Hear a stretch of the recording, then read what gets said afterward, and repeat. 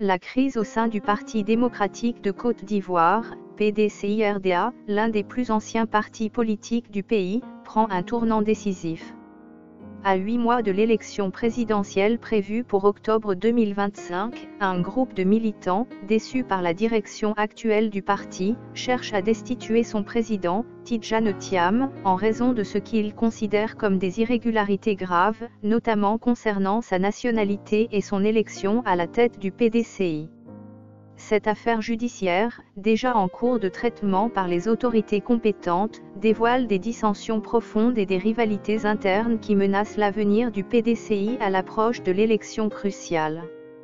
L'assignation en destitution, lancée par 4 militants du PDCI, Bouakamenan Joseph, Zérégé Bétier Moko Vincent, et Solès Dims et Yapo Abe Kwao Lucien, soulève de lourdes accusations contre le président du parti.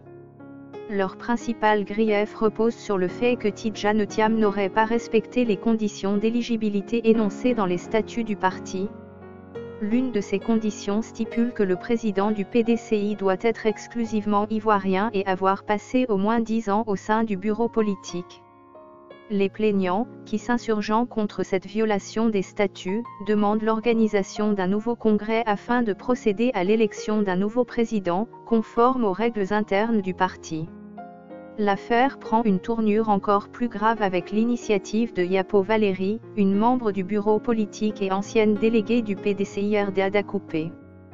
Lors d'une conférence de presse tenue le 19 février 2025, Yapo a annoncé son intention, avec d'autres cadres influents du parti, de porter plainte contre Tidjane Thiam pour des accusations de tromperie sur sa nationalité, de corruption morale, de violation des textes du PDCI et de manipulation des congressistes lors de son élection.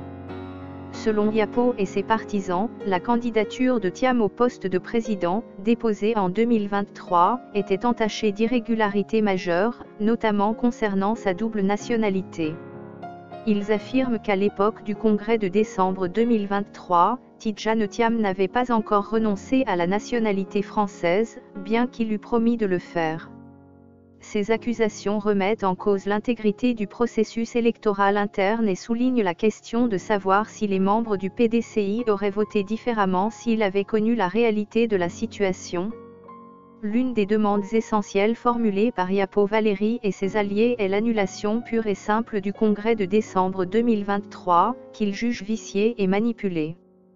Selon eux, l'ensemble du processus, depuis la validation de la candidature de Thiam jusqu'à l'élection du président, a été marqué par des manipulations et des faux-semblants, trompant ainsi les congressistes et portant atteinte à l'honorabilité du PDCI.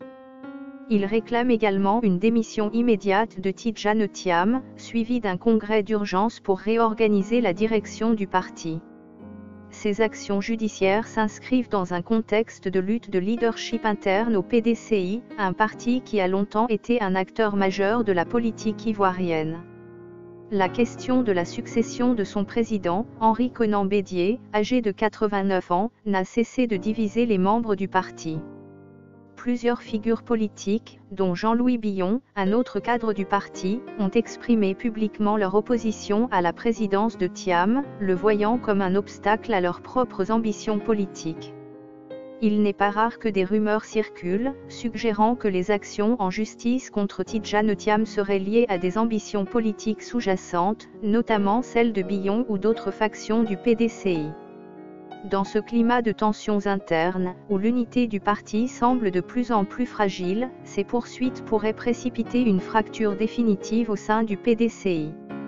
À quelques mois de la présidentielle, où la question de la légitimité du candidat du PDCI devient primordiale, les querelles internes risquent de déstabiliser davantage le parti, déjà miné par des luttes intestines et des accusations de corruption morale. Les partisans de Thiam, quant à eux, dénoncent ces attaques comme une tentative de déstabilisation orchestrée par des forces extérieures au PDCI, voire par le pouvoir en place, qui pourrait chercher à éliminer un concurrent potentiel à la présidentielle. La situation juridique actuelle pourrait s'avérer cruciale pour l'avenir politique de Tidjane Thiam. L'audience prévue le 27 février 2025 au tribunal de première instance d'Abidjan pourrait aboutir à une clarification importante de la question de sa nationalité. si les plaignants réussissent à prouver que Thiam n'était pas éligible en vertu des statuts du parti, cela pourrait entraîner sa destitution de la présidence du PDCI. Cela serait un coup dur pour celui qui espérait mener le PDCI à la présidentielle de 2025 et représenter l'opposition face à l'actuel président Alassane Ouattara, qui n'a pas encore annoncé officiellement son successeur. La question qui se pose alors est la suivante: Tidjane Thiam réussira-t-il à surmonter cette crise interne et à se maintenir à la tête du PDCI pour briguer la présidence de la République en octobre 2025? Ou bien la justice ivoirienne, saisie par ses détracteurs, prononcera-t-elle sa destitution, mettant ainsi fin à ses ambitions politiques au sein du parti? Le climat politique actuel, tendu et incertain, pourrait bien déterminer l'avenir du PDCI-RDA et de son président dans les mois à venir.